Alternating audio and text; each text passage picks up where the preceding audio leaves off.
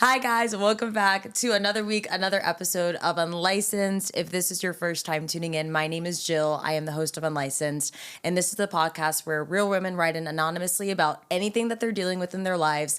And I invite my different female guests, including relationship coaches, therapists, friends, family, and social media influencers every week to help offer you guys advice on those topics. I am so excited for today's episode. We are joined by intuitive soul life coach, podcaster, and author, Joy River, whose mission is to help individuals shape different parts of their life, including career, relationships, health, and everything more, so they can empower themselves by living their best lives and connecting with the world around them. She also has a couch video series in her A Moment with Joy River podcast, where she provides a safe space for women to talk about their everyday wins and losses. And it's everything that we do on Unlicensed, so I am so excited to have you here. Welcome to the show. Thank you. I'm pumped. That intro was crazy. Like I'm listening, like, oh, that's me. You're like, I've done these things. Like, I've read whoa. books. I'm doing That all of is it. crazy. Yes. It's beautiful though. But yeah, thank you for that. I appreciate that. Of course. I'm so excited. It was so fun doing.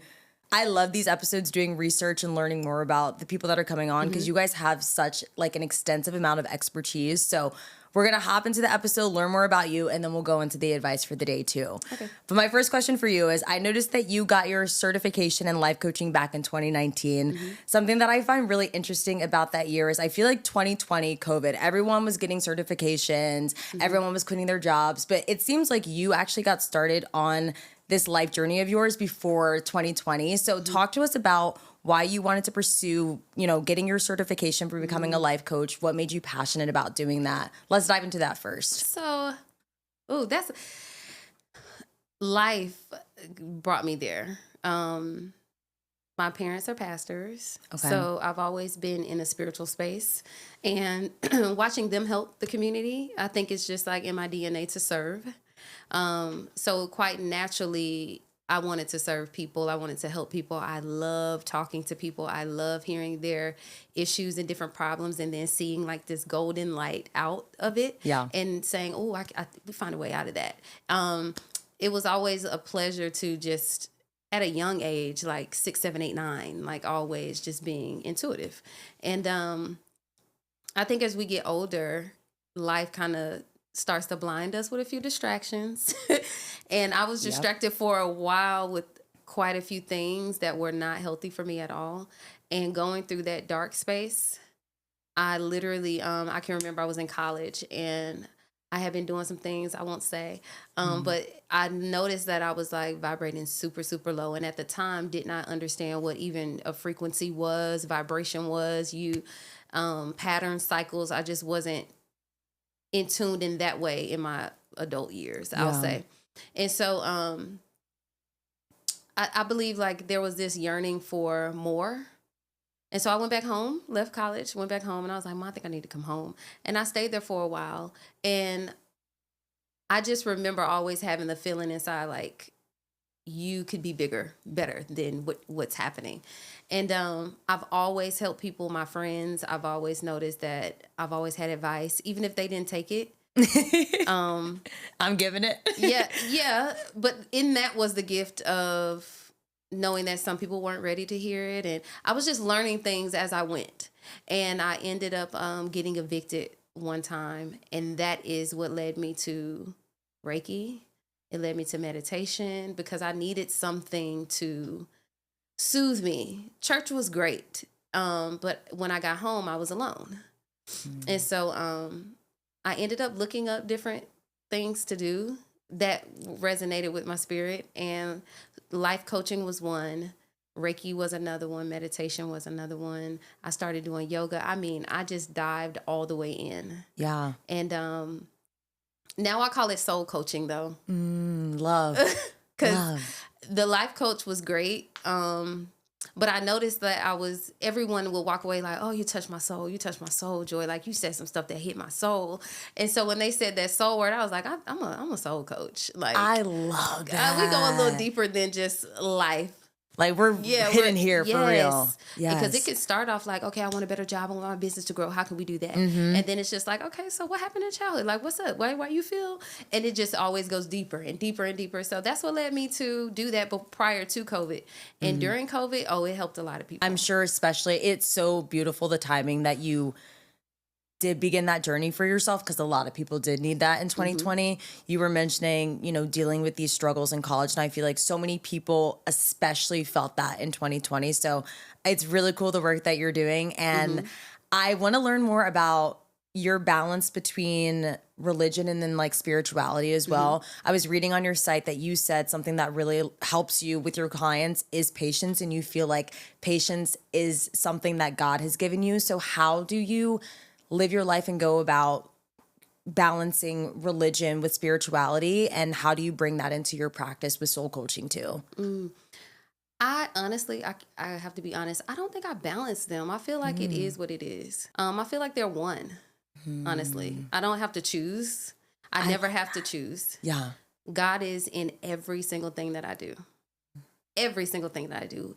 And my spiritual mom always says this, Nadia Rochelle, look her up. She's amazing.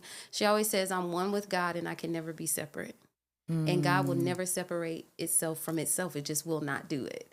And so everything that I do, the source is love, the source is good, and the source is light. It's all the things, divine, as I would say. And so it's like it's one and the same to me.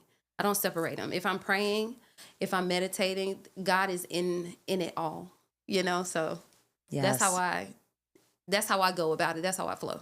I really love that, because I think people try to separate them so often. Even on social media, you'll see like the differences between and why one is wrong and not within it. So I really love that you're bringing them together into this one sense instead of the balancing, because it really is coming together as one.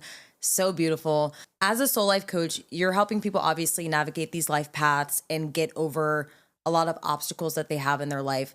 How are you going about allowing people to begin to change their perspective and shift their mindset to a more positive one when you're first working with them? Because I feel like a lot of the time people are really the ones that get in their own ways for getting over their struggles. And a lot of the time it's that negative mindset that you can't do that thing, you can't get that job, you can't pursue something better for yourself. So how are you helping people really shift their mindset within that as well? By being patient.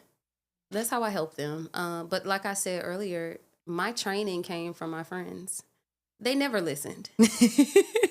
And at the time I felt really, really bad. Like, am I being wrong? Am I wrong? Am I not? And now that we're in our 30s, they definitely have come back and said, no, you were right. Like, whoa, how did you see that when we were just like in the streets? Like, how did you see all of that?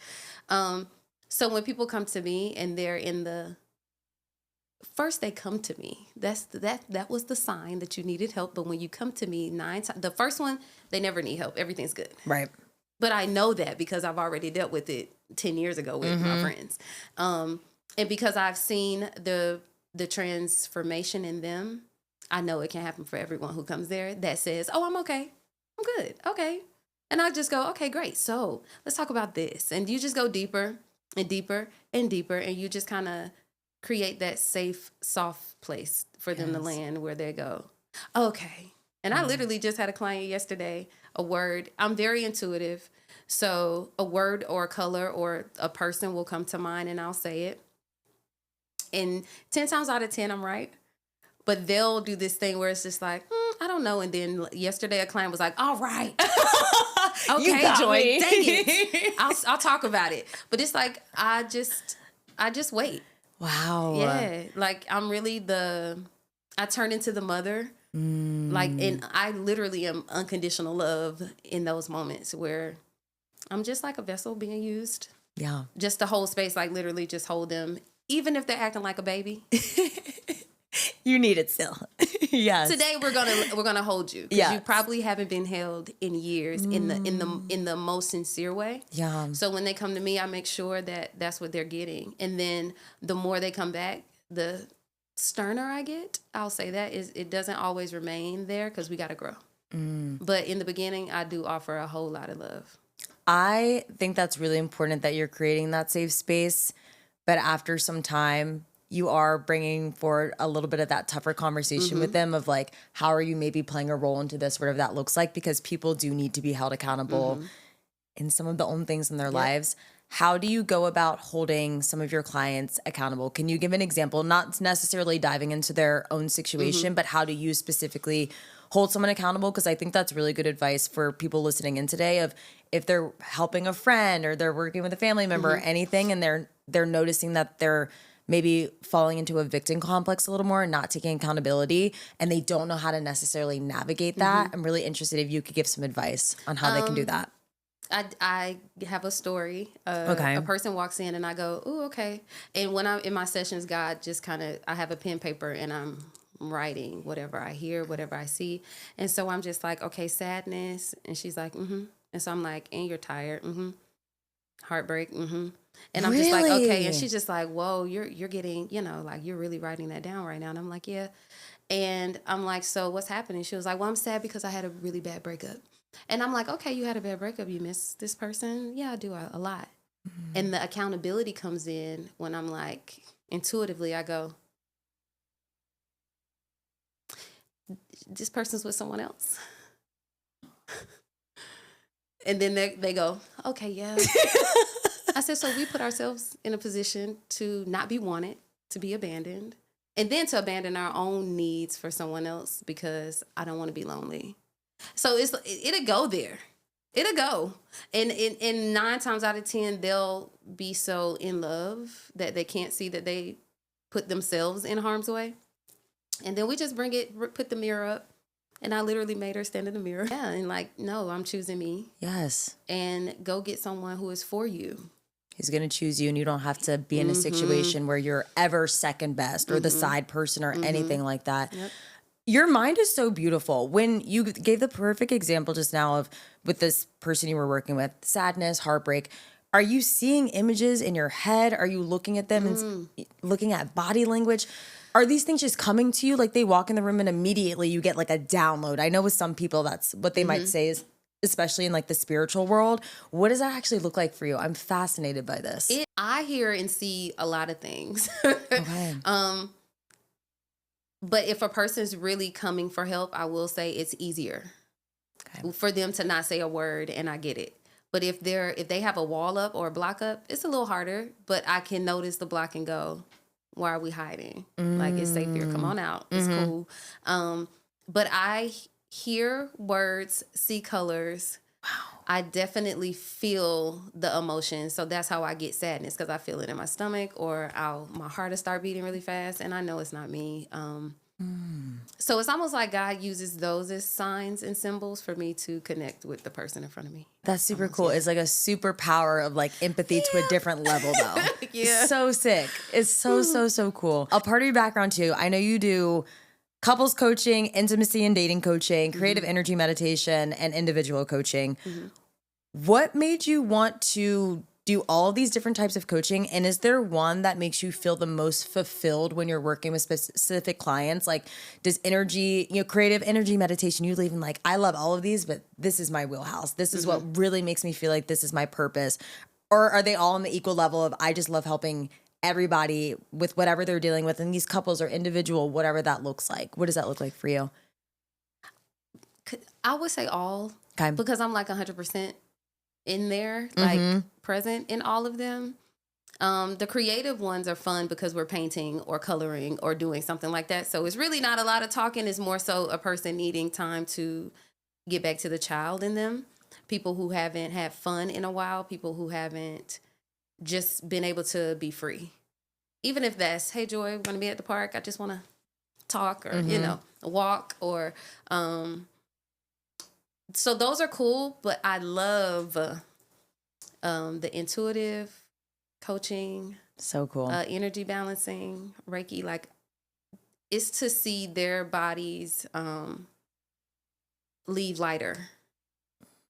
Like, to see them walk in one way and leave different. Wow. It's beautiful. Especially if you can feel that. That's such a beautiful thing. I'm sure if you feel a heaviness and then after an hour or two they spend with you and you leave and you're like, I know the rest of their day is going to feel so different than how they first came in. Life. Like, That's their life so is cool. going to be. Yeah. Because and people say, they'll have one session to be like, is this going to like really work? And all I say to them is I'm dropping seeds and it'll grow into a tree. But today is just a seed that you're going to have to go home and water. This is a journey. Yeah, for sure. Yeah. It's not a quick fix. It's not 2-3 sessions. It could be 2 years of you coming once a month and getting all the stuff right that you can get out. And let's start a new pattern, start a new cycle. Yeah. So you can live the life of your dreams. So cool what you're doing. I'm about to book with you too. I'm like, I know I need some of that. So that's so beautiful. And you were mentioning, you're doing these painting sessions. I was doing some research. Are you a singer too? I think I saw. Yep. Tell me how singing and, that being like a creative outlet for you has impacted your life in general, and maybe you wanting to help people with your soul coaching in general. My favorite thing is when you're listening to a song or you hear a voice and you just get goosebumps on your body and you feel you're resonating with the words. I'm someone that I never listen to the words in song. I'm like beats, like rhythm, all of that, very much like that. It's probably my ADHD low-key. I gotta like focus on something, I'm sure. So tell me how singing has really impacted you and brought you to like everything that you're doing in your life. I feel does it have any, like, has it influenced what you're doing now in your life at all? For sure. I've been singing since I was like 5, in the church, of course.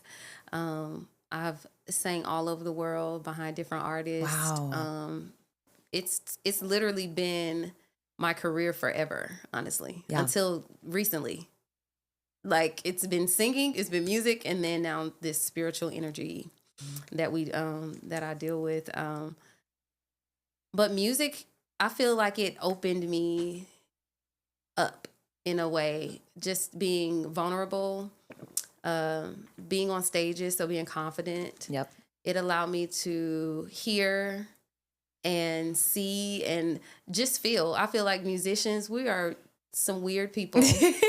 That's what I've heard about y'all. Our brains are just different. And we hear things differently. Even if you said, yeah. You see how you said, yeah? Yeah. I'm hearing tones. Other people are just hearing a voice. If I hear a harmony, I go, oh, that's beautiful harmony. And people are like, what's a harmony? You know? Right.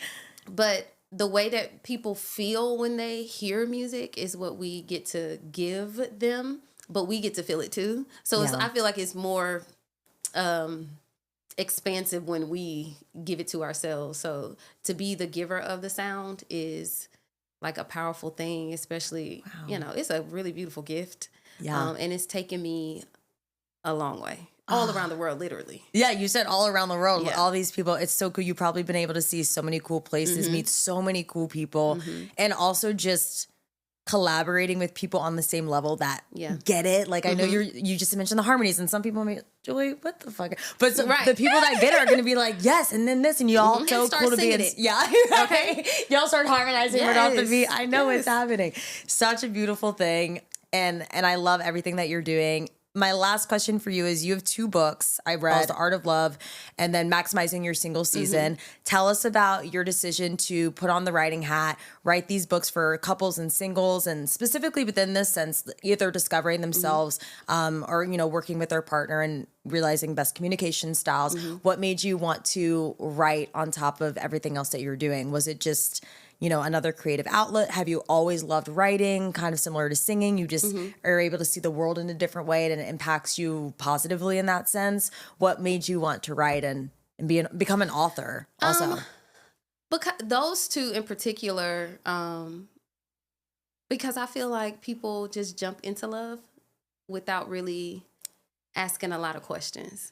And it was Valentine's when I put those out, because I wanted singles to be like, we didn't leave you out. Yes. That you need some help too during this season. And people take Valentine's Day really seriously when they don't have a companion.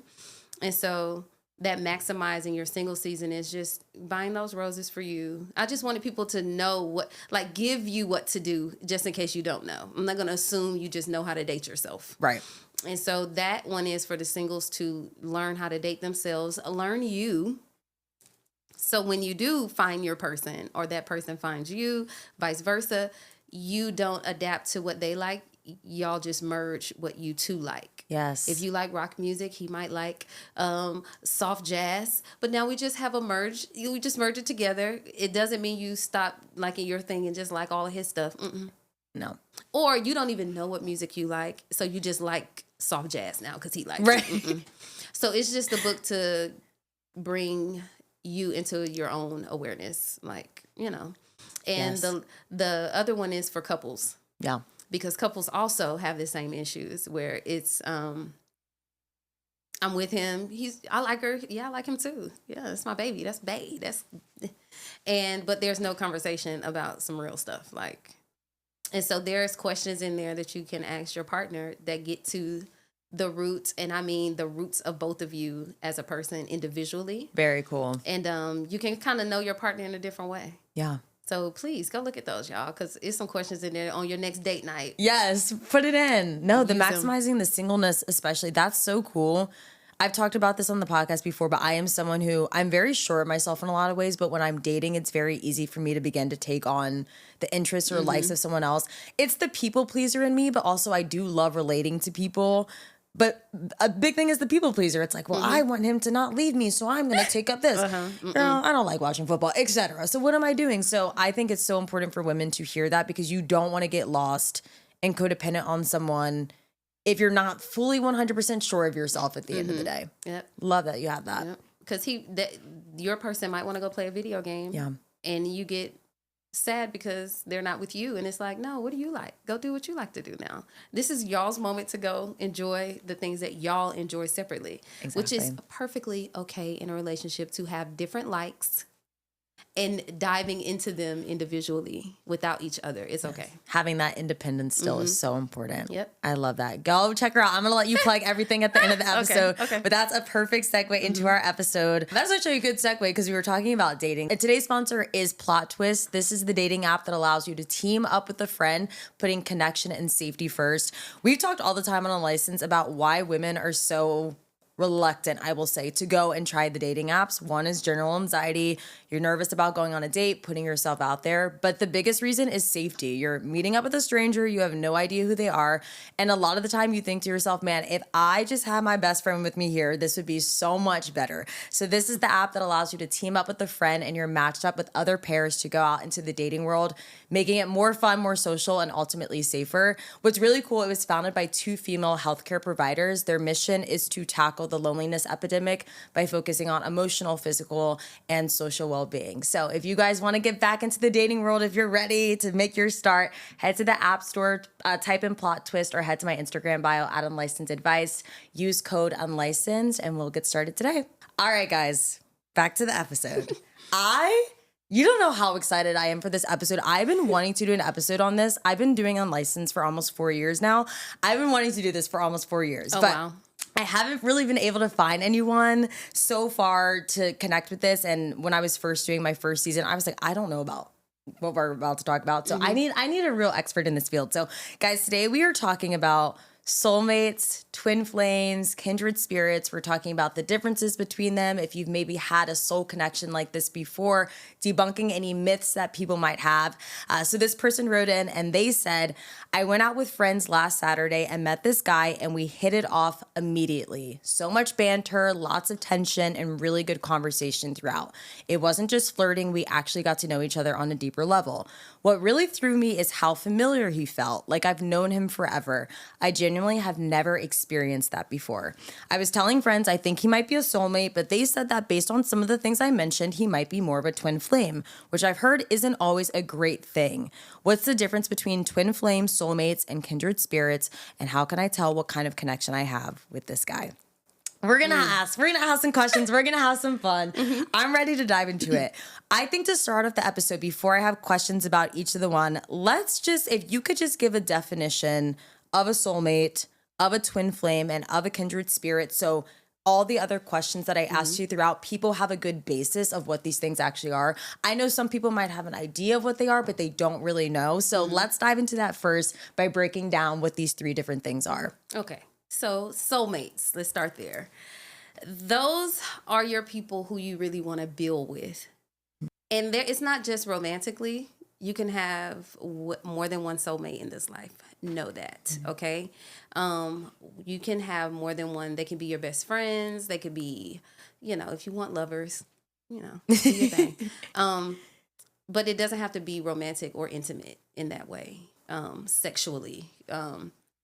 So soulmates are, and I wrote these down so I, didn't skip a word. Love it. A soulmate is someone whom you feel a deep alignment and safety with, okay? It doesn't have to be romantic. It can be a best friend, a mentor, a partner, but it's someone whose presence feels like home, okay? When you feel at home with this person, almost like the thing she said in the question. But how does it feel to be with your soulmate? Grounding, supportive, life building, and the relationship regulates you instead of disabling you. Okay, it doesn't you'll be stable. It's gonna feel very sturdy and secure when you're with your soulmate. Okay, it's gonna be very secure. Anything outside of that, I don't know. You might need to ask a few questions. Dating wisdom, okay? Soulmates are the most sustainable to build long-term partnerships with. They create a foundation of safety and growth. So when you find that person where we're growing, and soulmates are going to have challenges. Don't get it twisted. But the difference is they're willing to repair. If the repair is not there, walk away. If you always have an issue, but there's never a solution, and we only want to talk about the drama, it's done. Okay?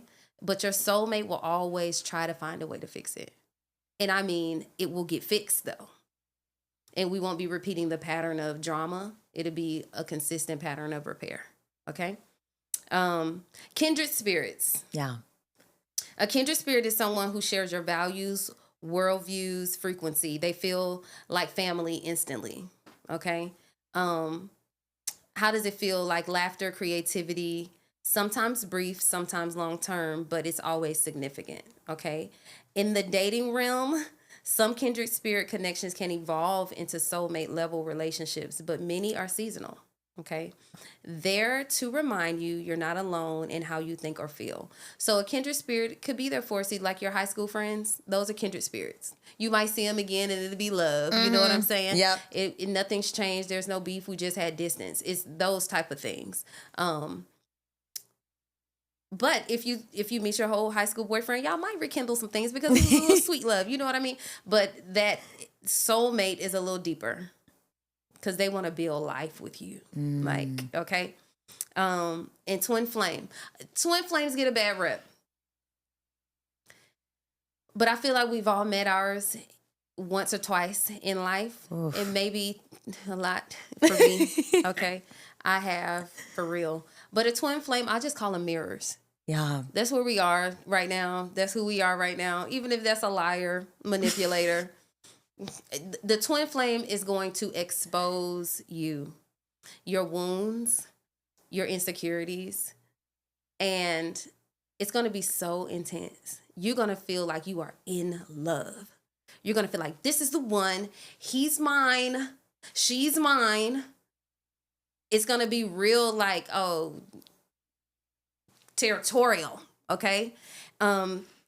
Let me read the definition. A twin flame is often described as a mirror soul, someone who reflects back your deepest wounds, shadows, and unhealed patterns. That's why it feels so intense and magnetic. Why people think this is bad?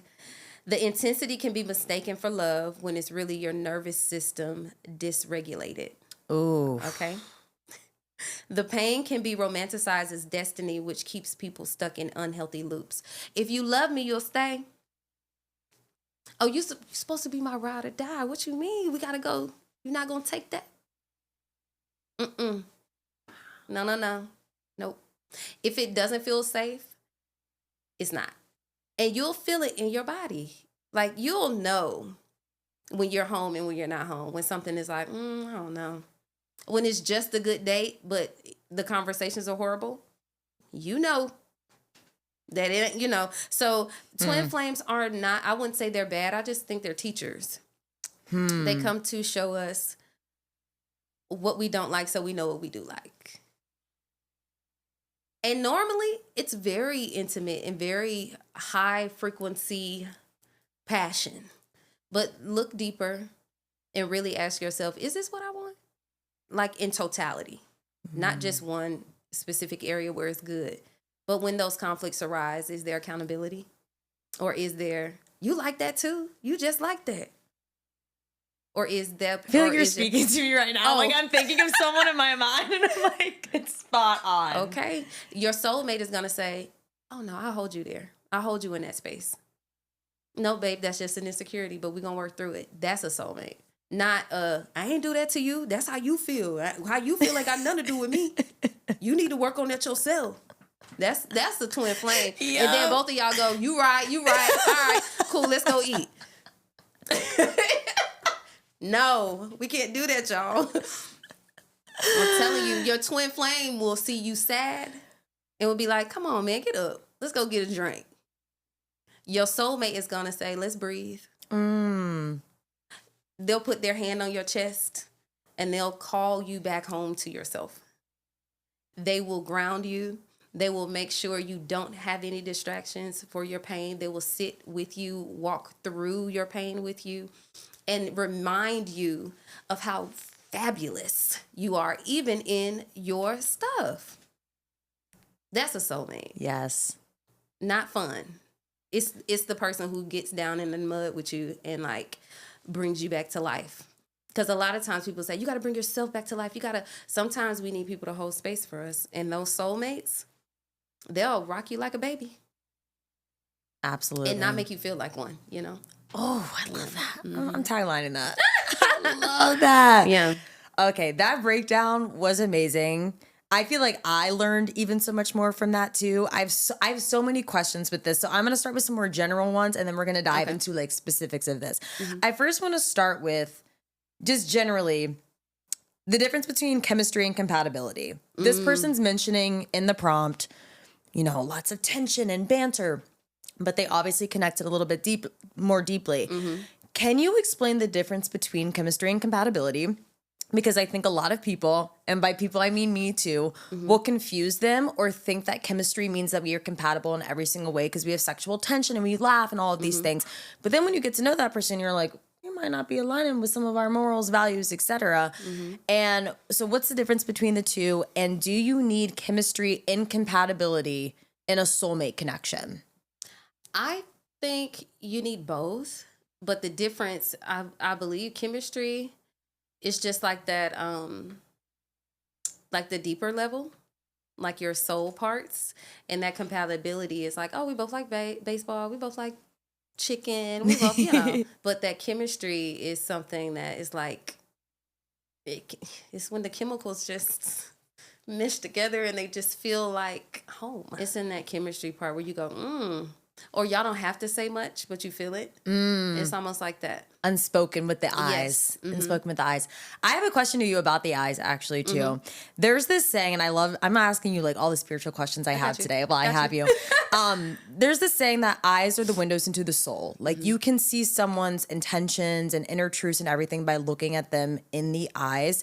Is there any truth around that? I'm specifically interested from like a spiritual lens, especially you being such an intuitive person as well. If there's truth behind being able to look into someone's eyes and really just kind of knowing them as a person or knowing what their intentions might be in that situation that you are in with them.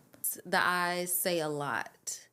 And I think in a deeper sense, if you ever just stared at your person or even a friend, just for about 3 minutes and just look them in the eyes, don't say a word. You're going to feel everything in your body because 9 times out of 10, a person's never done that long. And 3 minutes really isn't long to sit and stare. But my first time doing the practice was in a meditation and I didn't know the person. Okay. But they said, hey, turn to your neighbor. Oh. Put your hand over their heart and just stare into their eyes. And I was just like... It's like slowly looking past them a little bit. Like I would look up awkward. and then I was like, ooh, this is really... like you feel naked. Yeah. And we had clothes on. Okay? But it's like the most vulnerable thing to do. So I think it's not that you see their soul, but it's a mirror. So you're starting to see yourself and then you notice, ooh, okay, they're going to see me. I'm afraid. I'm a little nervous. And then they're thinking the same thing, so I think it's a energy of seeing you, and not just I see you, but I see you, like in Avatar. Like the blue said, people like she when she talking about. said, Jake, I see you. Yes. That depth. That's Joy, stop. I'm just thinking about the tails connecting right now. Yes. So Halo, I'm telling you, I know it. That movie is very spiritual. I love that movie. But that's literally when their tails connect. That's what chemistry is. It's an unspoken language, energies, like feeling.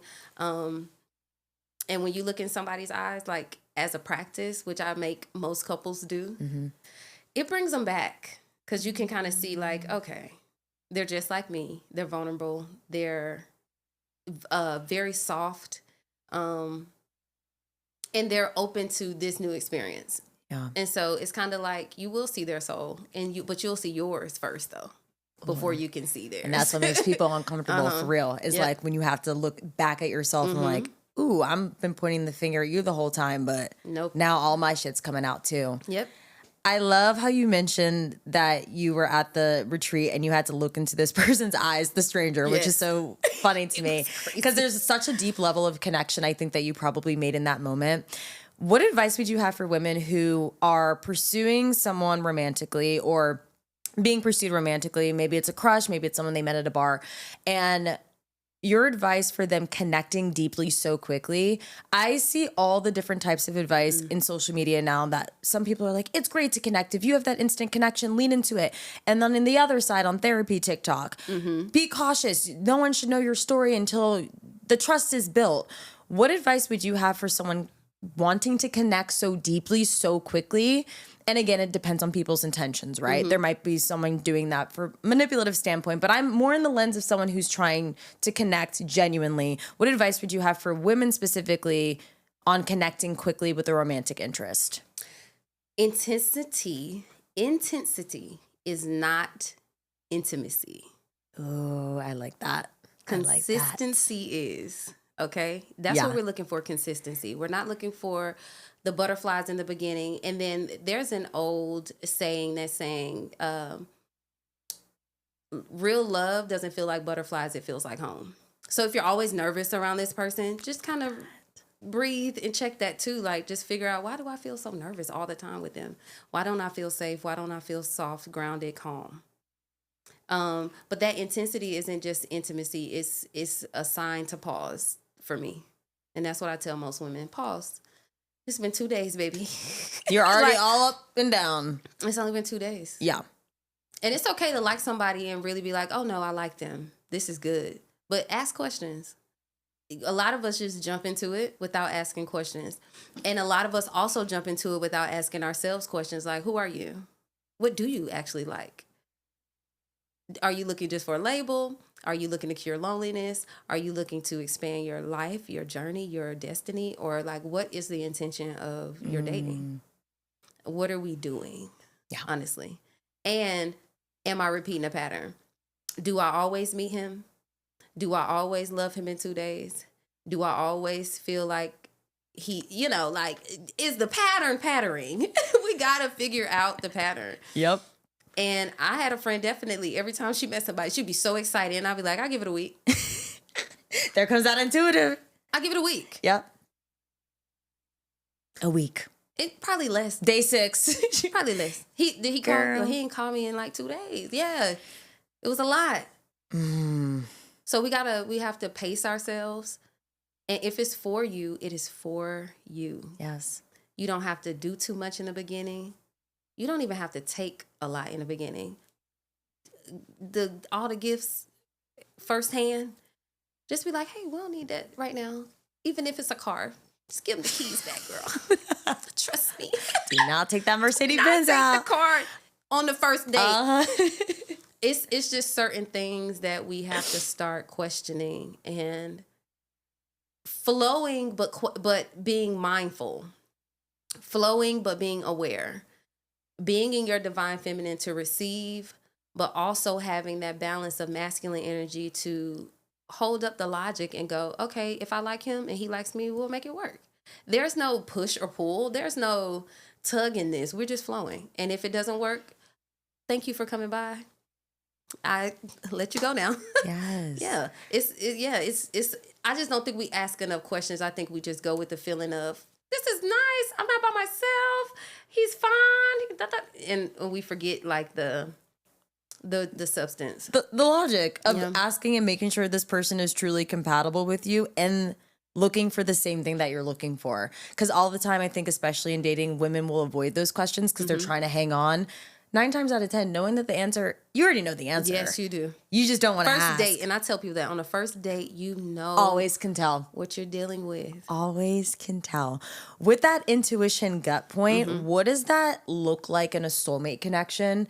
People always say when they meet a soulmate, they just have this gut feeling of, this is my soulmate. And like you said, that can be platonic, that can be romantic. It doesn't have to be your husband. Like, I know not every single person marries their soulmate in that sense, but is that just like an inner peace and all knowingness? Is that you're just not overthinking because everything's happening very naturally? Even though you guys may not agree on everything, everything is flowing naturally and you don't have that anxious butterfly feeling. What does that gut intuitive feeling look like in a soulmate connection? 9 times out of 10, you will friend zone the soulmate. Okay. You'll Do an friend example zone of that for yourself. Of course. I want to hear. It's an ex. Okay. But I just didn't know that we were supposed to just be friends. Let me put it like that. Okay. So we started dating, but I recognized like he was just I loved him, but that's my homeboy. Yeah. And it's kind of like it's beyond romance too, because it's kind of like you'll always be in my life. I always, it's like this knowing almost. And a lot of times people will overlook it, and of course I was young. They'll overlook the person that calls, "Hey, have you ate today? Hey, have you? I'm just checking on you. Your car fixed? You need an oil change. You need and then you'll just treat this man like a brother, Right. You're telling about your dating life, your dating stories, everything. Yeah. And y'all are really being friends. Yeah. And then it grows into, because you notice once you mature, you notice after a while, like, oh, I can tell him everything. Oh, snap. He is looking a little better these days too now. And it goes to the safety. It goes to feeling at home. Someone who's willing to hold you and love you in the same way. It doesn't have to always feel like this big, passionate tug. Yeah. But to know you're taken care of mentally, spiritually, all the things physically, all of them are being catered to. The growth that you were talking about in the beginning of this. So that was a soulmate connection for you. So he was a soulmate connection for you. And you immediately said in the beginning of the episode, you were like, you can't have multiple soulmates. I think I see a lot of debates back and forth. You only have one. There's multiple. You mentioned that as well. What factors play a role into you ending up with that one soulmate in some situations? If that's someone who, for example, wants marriage for themselves and they end up marrying their soulmate, but they have 10 other soulmates out in the world, why do people end up with that particular person? Is it like karma from another lifetime? So funny. Is it just logistics? We both live in California, so my other soulmate's in Dubai. It's not happening with him, obviously. This is easier. What's playing a role into you actually ending up or meeting these soulmates? Because you don't meet all of your soulmates in life, I'm assuming. There's people all over the world that your soul could be tied to, but if you're not traveling, if you don't have the means to get there, if you don't have those mutual connections, you may not meet that person each time. So why that person? Why does it happen that you happen upon that person or marry that person? It's always been something that's interested in me. I think divine timing, honestly. Like a lot of people that I dated in my 20s, just like trying to figure out like what I liked, not knowing that that's what I was doing, but I don't think at that time I could have married anybody. And so I just think when you meet your person, it's the time that you were supposed to meet them. And if you choose to marry them, I think it's divine. And whatever clicked just meshed together at the right time. And y'all just finally, you know what I mean? You found your match. And I just think timing, that would be my answer for that. Like, in the rest of the people, I guess it's too late. Even if you tried to come back romantically, no. Yeah. Yeah, it's done. The timeline's out of it. Do you believe in the one? You know how people say that? And I know there's a lot of pressure, especially on women, of like finding that all-knowing perfect person for you. But it would be safe to assume within the context of this conversation, there's probably multiple people out in the world that you're truly compatible with that do fill those different like physical, emotional, safety measures that we were talking about too. Are you someone that is a believer in that there's one person that, even though you might have multiple soulmates, is best suited for you? Or do you think that there's multiple people in this world that you could end up with romantically, platonically, as your best friend even, that is going to be that best person for you and ultimately have the most growth for you and have that successful relationship in that sense? I feel like I believe in the one, but the one is like, I keep using the word home because it's kind of like that's where you lay your head. That's where you really expose 100% of yourself. And the rest of your friends, those soulmates, know you well. It just isn't the depth that you have with that one person. And I think it's sacred to keep that space to y'all's selves, if that makes sense. To not let a lot of people contaminate that space. That's just how I treat my relationship. Very much home. Yeah. And I have a lot of associates and friends.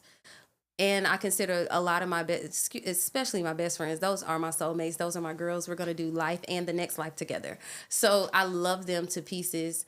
And but it's something about your person that allows you to literally just soften all the way down.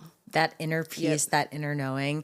Do you feel like typically people that feel like home, you always have that sense of familiarity with them from the very beginning? I'm thinking about people in my life that are very close to me, and I'm a very social person, so I have a lot of friends, but honestly, like my core people that I go to when I'm down, it's probably like 3 or 4 people that I'm really fucking with in that sense. And they're all people that have always felt extremely familiar to me. Do you feel like familiarity is needed for people to feel like home with someone else? And can you name a time where you met someone and they immediately felt familiar and like home to you? My best friend, Chrissy. Boom. Chrissy, shout out Chrissy. When I met Chrissy, I literally, if she was on this podcast, she would go, girl, this girl met me, talked my head off. The first night I met her, we were in a singing group together. Okay. And I wasn't driving at the time. So her sister was like, you got to take Joy home. And I was like, cool, because she's going to be my best friend. And she was like, no, I'm not, actually. She's like, I'm not liking you. Right. I was like, we're just alike. I was like, no, we're best friends. Like, and every best friend friendship, one person wants to be friends and the other one doesn't. That's with me and my best friend too. Yes. And so when I met her, I knew, I was like, oh yeah, that's familiar. And we literally have been friends for over 20 years. Wow. Yeah. So I feel it, but I've always felt it and knew that it was right. Yeah. And like I tell people, your body is a discernment tool. You know what I mean? Like, you have to believe what you feel. When you feel it in your stomach, But with Chrissy, I was like, that's my girl. Yup, we gonna do this. That is my sister. And she was just like, no. Because she's such an introvert. Because she's like, find your own ride home, girl. Yeah. And she said, literally, you talked the whole hour. I didn't say a word. I said, well, cool. I'm glad that you know me and I know you. And we could just start this friendship. So I've always been the picker. Yeah. Like, okay, yep, you. Even in our group now, like, it's 5 of us in a best friend group. And I met each of them individually, brought us all together. Really? Yep. You're the connector. Because I can feel it. Yeah. You're like, you would get along with you. We can slowly. And then I'm sure you also know your friends that you fuck with, but you're like, I don't necessarily know if you would get along with this other friend. We might keep that separated. I knew that they wouldn't. Yeah.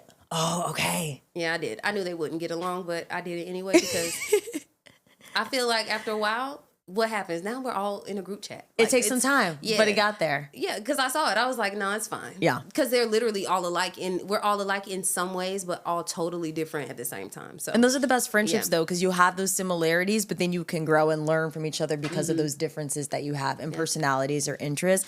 It's really cool to hear about your circle, and obviously those are such beautiful, positive relationships for you. Is it possible though to have a soulmate or soul tie to someone who is toxic, manipulative, maybe not necessarily like practicing good deeds, someone that doesn't have good energy? Because I think usually when you hear soulmate, you're like, oh my God, positive, best person ever, beautiful, gorgeous, amazing. But I know there's probably some situations that you might be connected to someone that is not the best person. Is that possible? And if so, how can you break that tie with someone who you might be in like an emotionally abusive or something cycle that it's not healthy to you? I wouldn't consider them a soulmate. Consider that more of a twin flame, because you're having to cut a pattern now. This person has shown you a side of your codependency. It showed you your neediness to be loved, even if it's toxic. Your abandonment of yourself for their good. Yeah. It shows you all of those things that have to be broken. Yeah. Not broken. Let me say that, because you're not broken. You're whole. Things that have to be unlearned. That's the best word. And the best way to do that, I always recommend cutting all ties. Yeah, just cut it. Yeah. And in like Reiki, no contact? What does that mean? yeah, no contact. Okay. You have to, and I always say closure's great. You can call this person and go, this is where I want to be, but you have to really want that though. To have the conversation, you got to want to cut it. And that's the first step. And that's the hardest step. Okay, yes, I'm done. But if you're not, then just wait. Be patient. Be gentle with yourself. Go through it. Feel all the things that you're feeling. Write them down. I don't want to leave him, but he hit you. I know, but he didn't mean to. And then I go, okay, so let's meet back next week and talk about it. Because if you don't see that it's a problem, then we're going to work through those things that make abuse okay for you. Yeah. Yep. And it's just steps. Because most women be like, I'm done, and they be done for real. Me. Once I say I'm done, I'm done. Oh, yeah. But it takes me a minute to get there if I love you. You Those know what emotions I'm saying? are there. Yep. It takes me a minute. But if I know, in the way that God made me, he won't allow. It's just, it'll be right here in my stomach, in my heart, and I'm not holding it. Yeah. Especially at this big age. No. When I was 20, I could go a few weeks with some pain. Now, my spirit needs to feel light. And my journey already comes with stretching and evolving, and that's painful in itself. I don't want you're not coming and adding to that. No human being. Only additions. You're not like subtracting from the shit that I have going on. Yes, because I'm in class with God every day, and he's always pulling and going, okay, so let's go higher. You did that. Next. So I'm not going to deal with a lot of insecurities or things when it comes to relationships. If it doesn't work, at this big age, I can cut very quickly. Yeah. But I learned to do that by taking everything away, all the energy away, all the attention away, and you're going to cry. You're going to cry. You're going to feel like you're hurting that person's feelings. You're going to feel lonely. You're going to feel all the things, but I promise you, if you go through it, it will move through you, and then you will see your worth at the end, and you'll know that no one else can come into your life and do the same thing again. And that's the power that you put in your backpack. That's the tool you put in your backpack for later on in your life. I will no longer abandon myself for anybody else's joy. I won't do it. And you have to say it and mean it. And then you could be able to feel, when you see them, you don't feel a thing anymore in your body. You don't feel anything. I'm telling you, it be done. Everybody has that person. Yep. I'm thinking in my head that just stripped you away from so much of yourself that you don't even recognize yourself or like the work that you have at the end of it. I have somebody in mind right now, and it's so funny because it's someone that, you know, when everyone in your life is like, you're so much better than you're not good, but then you still want to hold on to it for whatever reason. And I know that, and I've had friends that have gone through the same situations. So I'm kind of working through the cycle of trying to get to a point where I can see them one day again and feel nothing, but I don't know if I'm in the spot yet to feel that.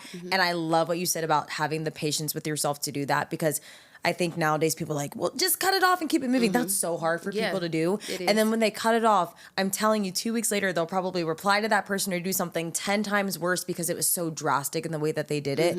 So I love that you focused in on that patience point. And I love that you mentioned how with the original question, it's probably more of a twin flame who might be a part of something more toxic, and the perfect way to tie that. Does the healing journey have everything to do with a twin flame relationship being successful or not? Because you talked earlier about how they're basically a replica of you. You're seeing this person like a mirror. And if you have these things in your life that you're working through and you're not there yet, and then you're seeing someone who's exactly like you in that sense, dealing with the same toxic traits, behavior, whatever, of course that's going to be means for a toxic relationship. So are twin flame journeys typically only healthy when both people are healed, and then you can really see a successful relationship thereafter? Or are there just other factors that come into play for them being a little more, I don't want to say volatile, but not like a soulmate connection in terms of more of that like natural safety that you might feel? And I have to put this disclaimer out here. Like, outside of the labels, I believe any relationship can work if two people say we're going to make it work. Yeah. So I believe that if it was where we saw each other, we saw our wounds, and we even triggered each other on purpose, and all the toxic things. But if you two make the decision to say no, I don't want to live or be that anymore. I want to unlearn some things, undo some things, and live a more peaceful life, be more loving to you. If that's the intention, I think it can work. Okay. But if one is stuck in, this is how I am, so you're just trying to change me and using all that stuff.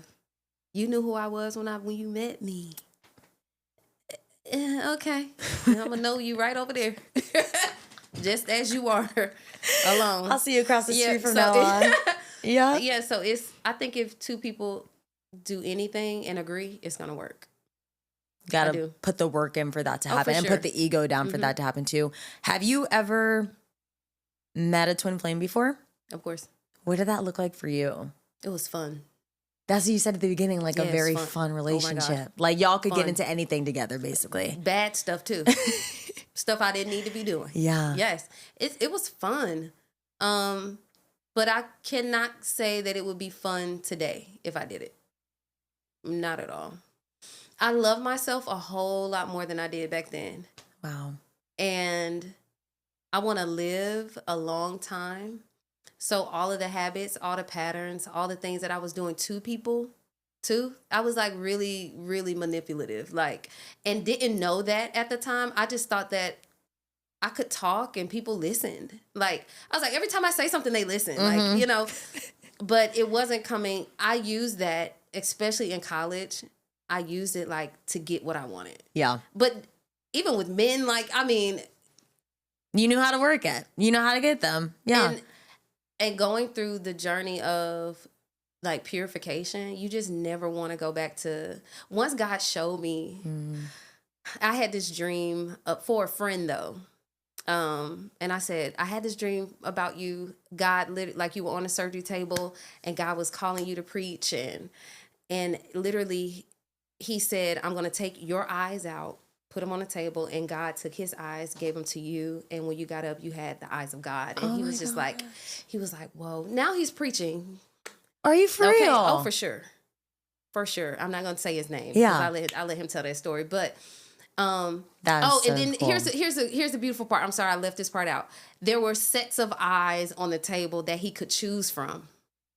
And it was T.D. Jakes. It was all these big name pastors. And he could choose any of those eyes if he wanted those big mega churches, like, you know. Yeah. And he was like, no, I want your eyes. And God gave him his eyes. And I think in that dream, I literally woke up for my friend, but it hit me like, and from that day on, I only saw people the way God saw them. And it changed. Wait, I'm getting very emotional. Seriously. So beautiful. Seriously. And I could not do anything. It's almost like even if I were to think about trying to have my way, God would be like, that's not how I see not things. them. Don't touch them. I promise you. And in that, it just cultivated this, like the unconditional love God has for people. It like just flows through. through me now, like water, literally. And it just allowed me to see past even if someone was yelling at me, cussing at me, doing all the things, because I was around some toxic, I had put myself in this weird place around a whole lot of people who were mirroring where I was. And once that dream came, I promise you, I could not be mean to people. I couldn't talk to them bad. It's like God had arrested me, literally. It's like your wake up for real. That was your wake up call. Like, these my people. How dare you? Yeah. How dare you? You can still love them, but respect yourself at the same time. Yep. And, that's really beautiful. That's so, so, so cool. And it's really cool again to hear like how you're also getting a lot of like with your intuitive soul coaching and everything as well. Like you're getting so much of this through dreams and like visions in that sense, which is so beautiful. My mom and I talk about this all the time, but we get dreams about certain things. Typically, I will dream about things that are bad that will happen. I'm not necessarily, I have like really beautiful dreams about like my future family and stuff, even though we're nowhere anywhere for that happening. But I'll have dreams of like a guy cheating on my friend and then it happening a couple weeks later, weird things like that. So it's really cool to hear like positive, beautiful things happening on this end of things too, with like your friend becoming a preacher, because mine aren't the most positive sometimes, but that is so beautiful. With twin flame relationships too, I've read that there typically is like a period of separation for these people before they come back together. Why is that separation needed for them? Is that just going back to like, again, you're mirrors of each other. So sometimes you're going to be button heads and you need to take your time away so you can come back and say, I'm actually ready to put the ego away and put the work in. What does that look like? I believe that I've met a twin flame once. It was this guy that I dated very seriously a couple years ago. And it was only for a few months, but it's the most intense relationship I've ever had in my entire life. Like right off the bat, same person, same upbringing, same weird childhood traumas with things. And I'm someone who prides myself, especially having a mental health podcast, of like presenting like a positive standard in relationships.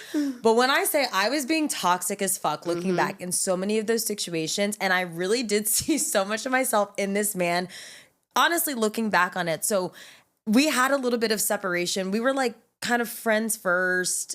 I wasn't like super interested in where I was in my life. We started dating and then whatever. And then I haven't talked to him in forever. And I think it's honestly better that way, from what you said of like being in a place in my life where I don't think that we necessarily would be the healthiest if we're both kind of working in ourselves in that sense. So why is that separation for twin flames needed, and why does it happen so often between that? It's like a very common thing apparently in twin flame relationships.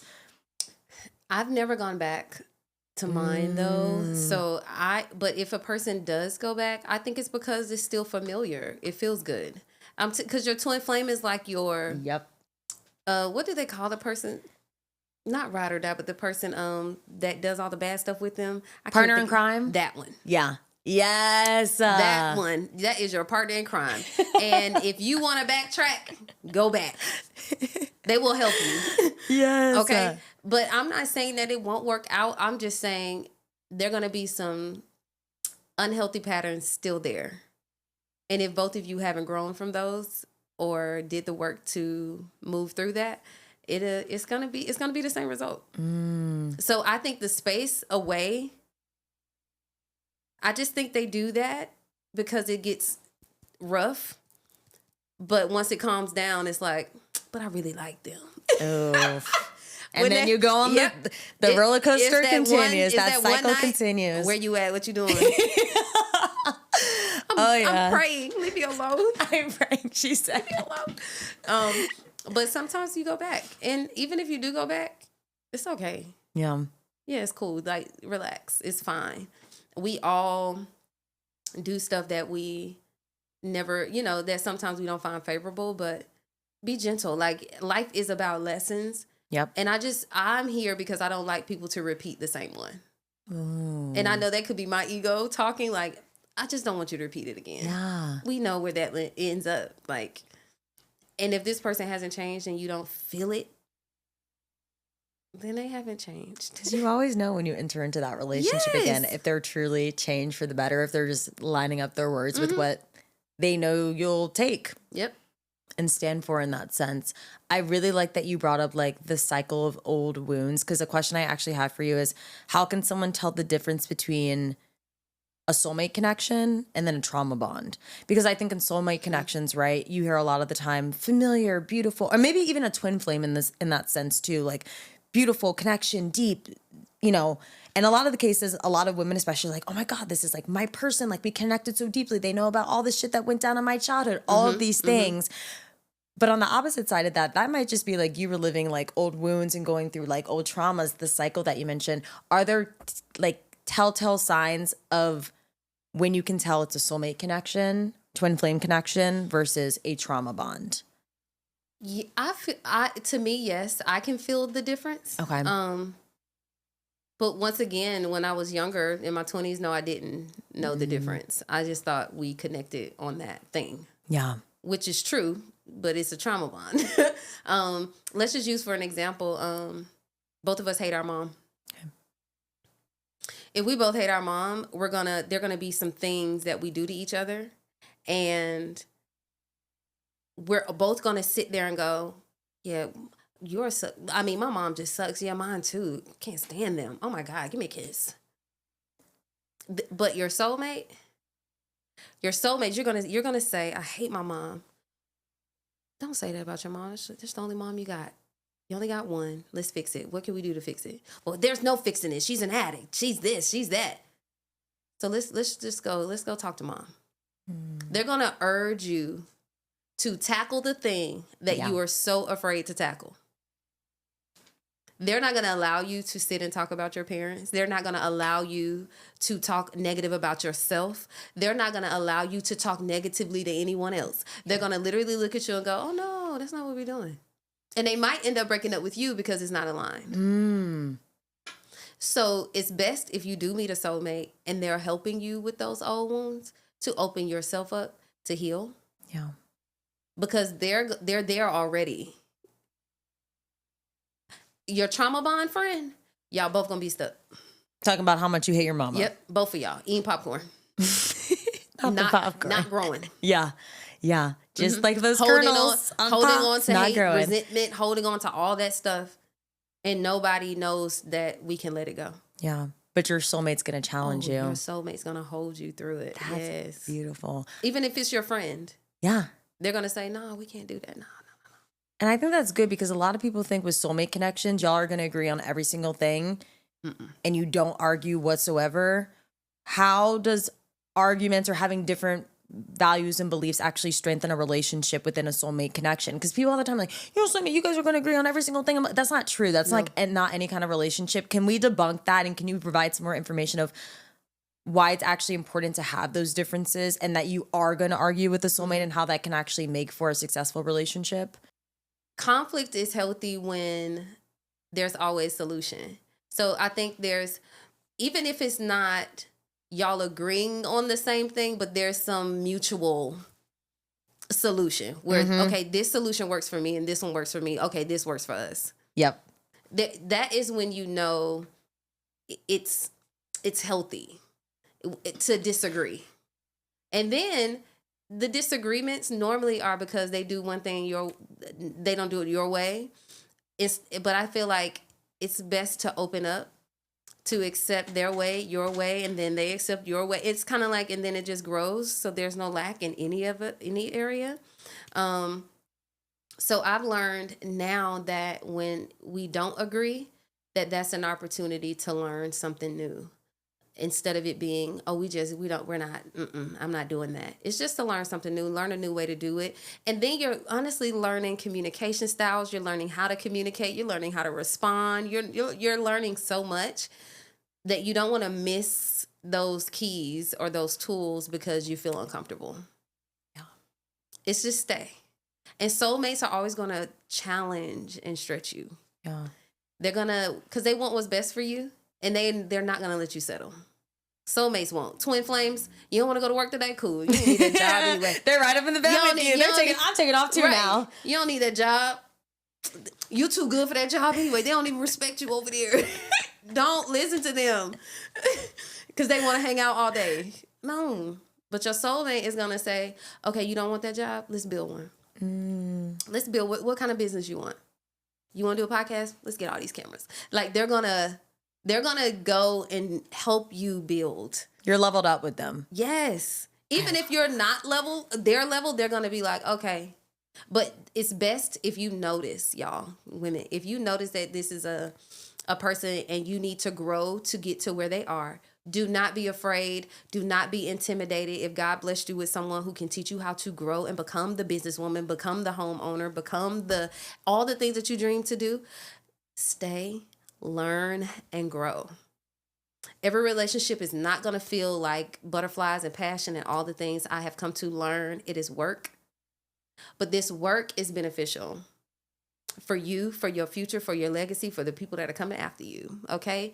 It's breaking curses. It's breaking all these negative patterns when you allow yourself to learn about money because no one taught you how to do that. Learn about property tax because nobody walked you through that. Learn these things.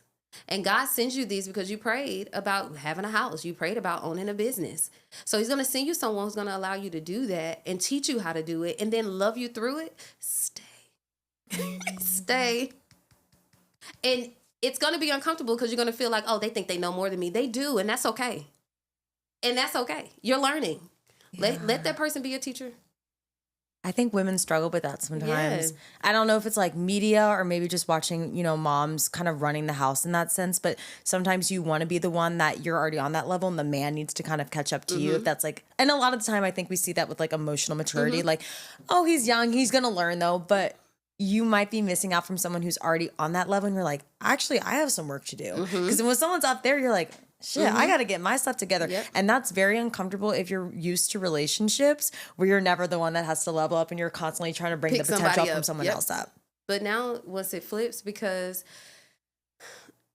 you've aligned with your vision, everything else is going to align with it too. It's just, it's like I use the analogy in my sessions. When you climb the mountaintop, and you get to the top and you go, ooh, I made it. You look down and you're like, ooh, that's a long way. Literally, you're going to look up and there's another one. You don't know how to get there the same way you didn't know how to get up to this one. You learned along the way and you just kept going. You kept going. You kept going. This lady said this. Oh, that's a tool. Okay, this person said this. Okay, that's a tool. That's going to get me higher. And you notice like all this information that you've gathered got you to the top of this mountain. And now we got another one. So it's kind of like the people who are already at the top looking down at you like, oh, she down there. Okay. That down there doesn't mean you're not nothing. It means you're coming up. You're going to meet them at the top. You're moving. Yeah. You're not stagnant. You're not behind. You're right where you're supposed to be. Keep going. And be a student for life. Be a student for life. You cannot know everything that this world has to offer. No. It's impossible. So when someone knows something, they'll go, oh, I know that. Listen and write it down. But you don't know everything about that. Right. No like, way. Hear their perspective. Yeah. Hear their insight on it and just grow. Be okay with growing. And your twin flames, I feel like they just the party. It's just the fun. It's the toxic, shut up, it's that, pushing them down the mountain. Yeah, right. Probably there. But I love to grow, so I need anyone that I'm with to be teaching me something. It's just my turn on to listen to them talk and go, I didn't know that. Thank you. Sexy. I just grew an inch, and a lot of people don't do that. And it's important to not feel insecure, to go, God, thank you.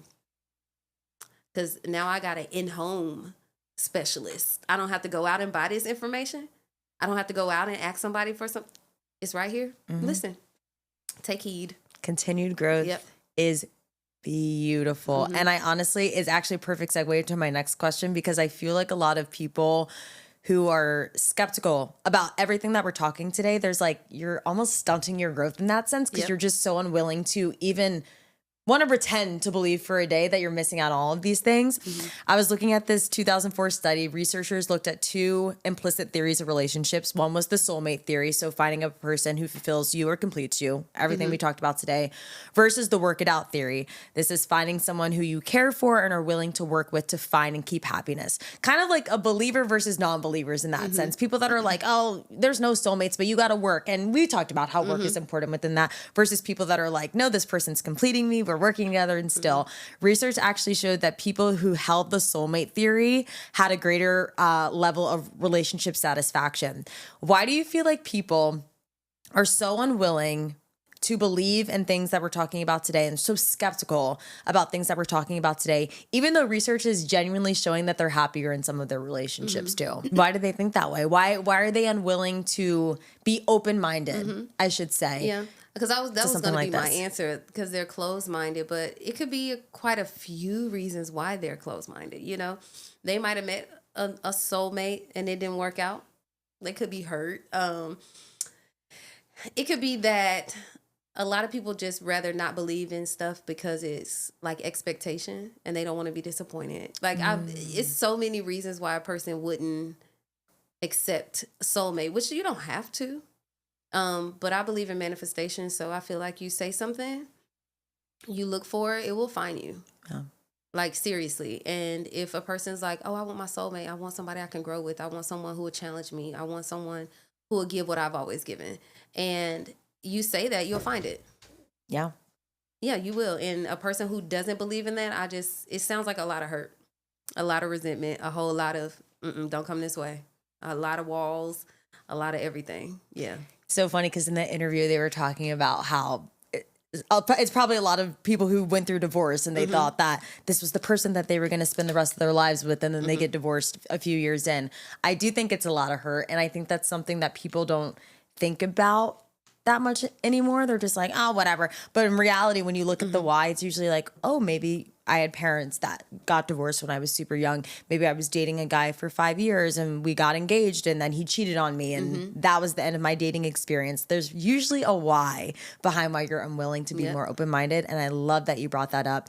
Something I found really interesting too in the same interview is that they said about 73% of Americans believe in soulmates, but 74% of males believe versus 71% of females. So actually more men are believing in soulmates than women. I found that to be like crazy fascinating. Just when talking with some of my guy friends about more spiritual things, and usually it's like astrology and stuff, they're just so unwilling to be open to it. So I found that so interesting. Why do you feel like women might be a little more skeptical to believe in soulmates versus men? There's a very slim margin, obviously, in terms of that, but I found that to be so fascinating that more men believed in the concept of soulmates than women.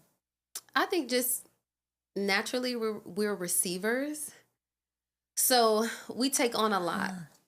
Yeah. A lot when it comes to relationships. Not that men don't, and it's not to take away from their part in relationships. And granted, we have multiple types of relationships out here. And today we're just talking about men and women. However, even if you're a woman and woman, man and man, I think the masculine energy period is the one to give. So they don't really have a lot of doubt or issues for real. It's kind of like, I show up, I provide, I got you, it's cool.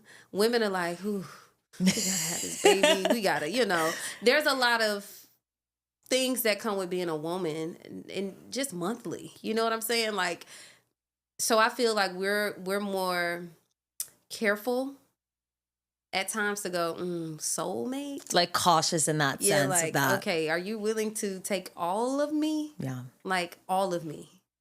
Even when I'm like going through like it, I think we think that men kind of they're cool. They be laid back. And not that they don't ask questions, but I think that's why they go, yeah, I can have a soulmate. And women will go, let me think about that. Let me think about it a little bit. We're putting careful consideration into that. Yeah. So I think that's the thing, just our biology, like just how we're made up to. And not that because like we still get excited about dating, but to say forever, like this is my person, I think women go, who? Because look, they ask us to marry them, and we have to say yes. They go, you want to marry me? And then we go, okay, so All right, get up off that floor. I loved your ring face when you were doing that. Don't marry me. Okay. So I think it's just how it is, you know. Yeah. We just think about it. We're naturally more like overthinkers in that sense. So it makes sense that we're going to take more of the time to question it versus a man, which, oh, yeah, I like her. Yep. See? She cool. She cook. And she clean, man. And she beautiful. True. Like, she's just, they kind of really don't need They're much. low maintenance. They're low maintenance. And that's it. Which is good. Which is good. I don't need it. So, Well, awesome. Those are all my questions for you today. Last words of advice for this person who's, you know, hopefully going on a date with this person that you met out at the bar and they're getting to know each other more. But last words of advice for anyone just navigating soulmates, twin flames, kindred spirits. You gave so many beautiful words of advice for today, but just like some last words of wisdom before we head out. Pay attention to your body. Pay attention to how your body feels on a consistent basis. Does it feel bad majority of the time or does it feel good? Pay attention to how you argue. Pay attention to how you disagree. What is the end result?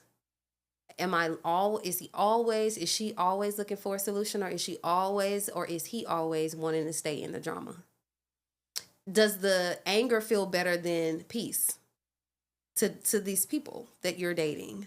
But our bodies, like I said before, are a discernment tool, and you have to believe what you feel. A lot of us feel things and just, I'll get over it. That's just how he is. But if you're always hurt, pay attention to it. Don't just neglect yourself to say I'm in a relationship or to just be with someone. Because nobody probably knows you even date these people. You know what I'm saying? So it's like, pay attention to your body and honor it. Honor it and honor it more and love on it and love on it more. And really, and when people say, I love myself, I really don't think that people understand what that means. Like, you will not allow anyone to disrespect you. You just won't. And like how people hold a diamond ring, they put it in a box, they clean it. You need to carry yourself and hold yourself like a jewel. And everybody can't just go to the museum and take the what's that thing? The Congress thing in DC. They can't just take the Congress thing out the Bill of Rights. That's what it is. The Bill of Rights out the case. That is a wealthy piece of paper. And they even turn the lights down in there and have a glass because the ink will come off the paper after a few years. You know what I'm saying? So they have to preserve it. Everyone can't touch it. And that is how you have to see yourself. Oh. The same way God sees you, wonderfully made. And if someone is just coming around disrespecting you, notice it. And also, notice when you're being treated good. A lot of us know when we're being treated bad, but notice when you're being treated good. Notice when someone is really caring for you. Don't overlook it like, oh, he's just nice. No, everybody's not nice, and you know that firsthand. Notice when people are treating you well. Notice when they're honoring you and worshiping you and actually showing you that you're worth it. Don't overlook it. Say thank you. Be sweet. Be feminine. Be a woman with integrity and grace and poise and confidence. And they notice it. They can sniff it. And I promise you, they will not play games when you are serious about you. You won't even see them, period, when you're serious about you. When they come in to play games, you'll see the high value because you're high value. You'll see it. So that's my advice to the person who asked that question. I wouldn't really, if I just met him at a bar, I wouldn't really try to define it. We just met. Don't try to define it. See where it goes. Like I said, it's not about intensity. It's about consistency. Does he call? Does he text? Does he return your calls? Does he show up when he says he's going to show up? Does he keep his word? Do you keep your word? Do you keep your word to yourself? There's so many things to think about before we think about what he is. What are you? I don't feel like I'm going to... I'm like, yes! Yes. Yeah, because we could throw a label, but that's too soon to throw a label. We don't know. He could... Girl... Y'all seen First 48? Like, what? It could be a lot of things. It could be a lot of labels. Just see. Take your time. And this is off record. She didn't even ask for this. Stop going to people's house so early too, y'all. It's 2025. People are scary out here too. Take your time, because women are watching this, and I really want us to be okay. Take your time. Y'all don't know how many people I see, clients that have been taken advantage of by just going on a first date. And it takes years to get past that trauma. It takes years to trust again. And I don't want any of us to go through that. No. So take your time. Dating is great. Finding new people is great. Even feeling the joy and the like and the pleasure again is amazing. Honor it. Pace yourself. Trust me, I know. Pace yourself. Take time to get to know someone.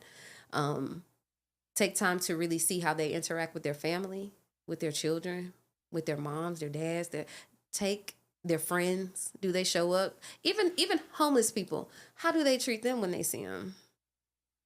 I gave a homeless person some money. My son said, "Mom, you're so nice, Mom." My God, Mom, that was so sweet. Those are the things that you want to see and hear. Your person being a giver, compassionate, empathetic, they care. Those are the things. And then after you learn all that stuff, then we can say, okay. Then we can put the label. But before that, we don't know. We don't know.